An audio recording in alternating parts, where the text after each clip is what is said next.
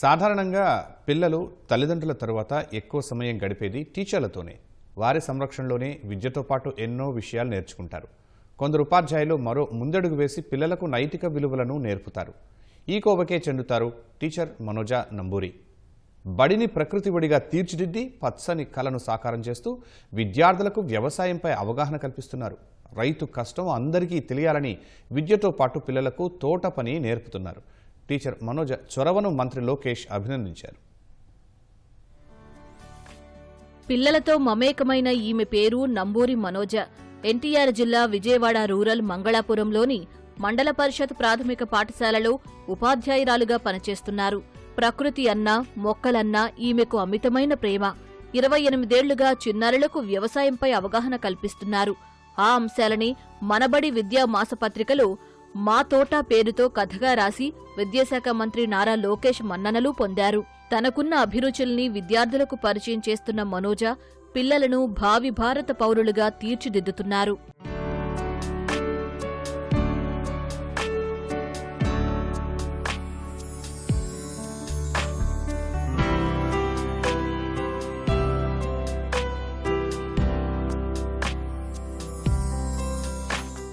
విజయవాడ నున్నకు అతి సమీపంలోనే మంగళాపురం ఉండడంతో ఎక్కువ మంది తల్లిదండ్రులు పిల్లలను ప్రైవేటు పాఠశాలలకు పంపేవారు. కానీ మనోజ 2023లో మంగళాపురం ఉపాధ్యాయురాలుగా పాఠశాలకు వచ్చారు. అప్పుడు బడిలో కేవలం 14 మంది మాత్రమే పిల్లలు ఉన్నారు. స్కూలు మూతపడుతుందని అందరూ అనుకున్నారు. కానీ మనోజ తనకున్న ప్రతిభతో ప్రైవేటు పాఠశాలలకు దీటుగా పాఠాలు బోధించడం ప్రారంభించారు. ప్రస్తుతం 27 మంది పిల్లలతో బడి నడుస్తోంది. పక్క ఊరు నుంచి వస్తున్న విద్యార్థుల కోసం సొంత ఖర్చులతో టీచర్ మనోజ ఆటోని సైతం పెట్టించారు. ప్రైవేటు బడి కంటే ఇక్కడే బాగుందంటున్న పిల్లలు ఆడుతూ పాడుతూ పాఠాలు నేర్చుకుంటున్నారు.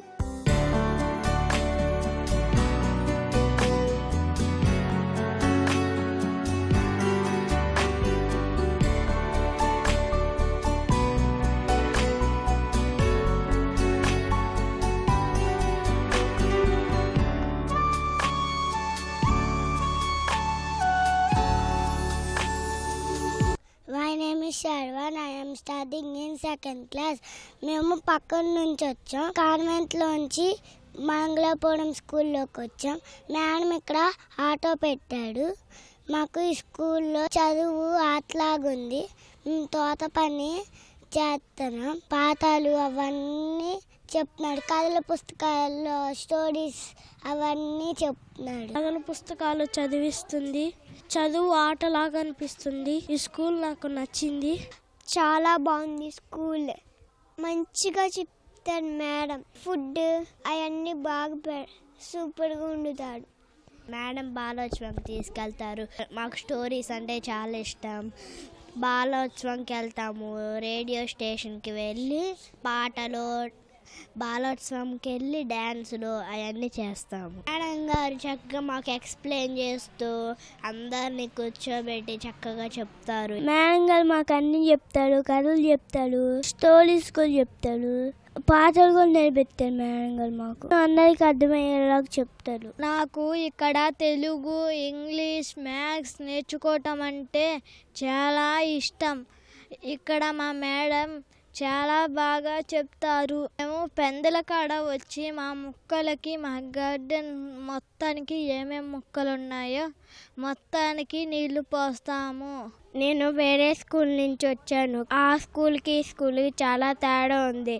ఇక్కడ నేను పెద్ద రైతులాగా మా మేడం చూస్తారు. మేము గోడు చిక్కులు అట్ట పెట్టాలి, మళ్ళీ కొబ్బరి చెట్లు, బెండకాయలు అవన్నీ పెడతాం. మా మేడం గారు నేర్పించారు. టీచర్ పిల్లల్ని బాగా చూసుకుంటున్నారని తల్లిదండ్రులు చెబుతున్నారు. కూలి పనులకు వెళుతూ బడిలో ధైర్యంగా పిల్లలను వదిలి వెళుతున్నామంటున్నారు. మా పిల్లలు ఇక్కడ స్కూల్లో చదువుతున్నారు. ప్రైవేట్ స్కూల్లో కన్నా ఇక్కడ స్కూల్లో బాగా చెప్తారు. అన్ని సబ్జెక్టులు అర్థమయ్యేటట్టు మా పిల్లలు ఇంటికి వచ్చి కూడా బాగా చెప్తారు. గార్డెన్కి వచ్చేసరికి ఇప్పటి నుంచే పిల్లలకి అన్నీ తెలియాలి. పనులు అట్లా ఇట్లా అని చెప్పి కూరగాయల మొక్కలు, పూల మొక్కలు నేర్పించడం కానీ, గార్డెన్ వర్క్ కానీ అట్లా అన్నీ నేర్పిస్తున్నారు, చేస్తున్నారు. 12 సంవత్సరాలను బట్టి ఆయాగా చేస్తున్నాం. మా మనోజీ మేడం గారు చాలా మంచిది. ఇళ్ళమ్మడి తిరిగి మేమందరం పిల్లలను పోగు చేసుకొని ఈ బడి నిలబెట్టాం. కోపం ఉండదు, చక్కగా చేసిద్ది, చక్కగా చూసుకుంటుంది నన్ను కూడా. 1997లో ఉపాధ్యాయ వృత్తిని ప్రారంభించినప్పటి నుంచి మనోజ వెళ్లిన ప్రతి చోట పిల్లలకు కిచెన్ గార్డెనింగ్ అలవాటు చేశారు. సేంద్రియ సాగుపైన వారికి అవగాహన కల్పించారు. గతంలో ఫోన్లకు అతుకుపోయిన పిల్లలు వాటిని పక్కన పెట్టి ఇంటి పనులు చేస్తున్నారని తల్లిదండ్రులు చెబుతున్నారని మనోజ తెలిపారు. ఈ విషయం తనకెంతో సంతోషాన్నిస్తోందన్నారు.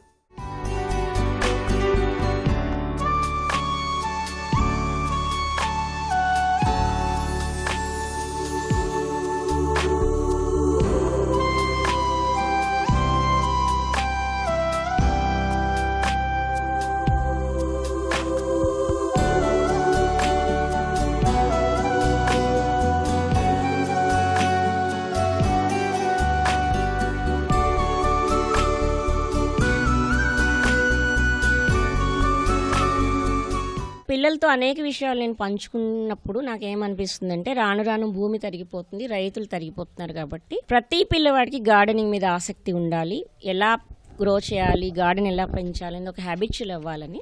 పుస్తకం మనిషి యొక్క పర్సనాలిటీ డెవలప్మెంట్కి ముఖ్య సాధనంగా నేను భావిస్తాను. పుస్తకాన్ని, పద్యాన్ని, కథని నేను హీరోలుగా భావిస్తాను. అందుకని వాళ్ళకి కొత్త కొత్త పద్యాలు చెప్పడం, మల్లెమాల గారి పద్యాలు, నార్లవారి పద్యాలు పరిచయం చేయడం, పద్యాల పోటీకి తీసుకువెళ్ళడం.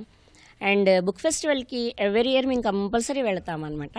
కథలు రాసే రచయితలు కూడా తయారవ్వాలనేది నా ఉద్దేశం. వాళ్ళకి ముందు భయం ఉండదు, చదువుకునే విషయంలో వాళ్ళకి భయం ఉండదు. నేను ప్రతిదీ చిట్టగోగి అంటే ప్లేవే మెథడ్లో చెప్తాను. మా పిల్లలకు మంచి పౌరులుగా తయారు చేయడమే నా ఉద్దేశం.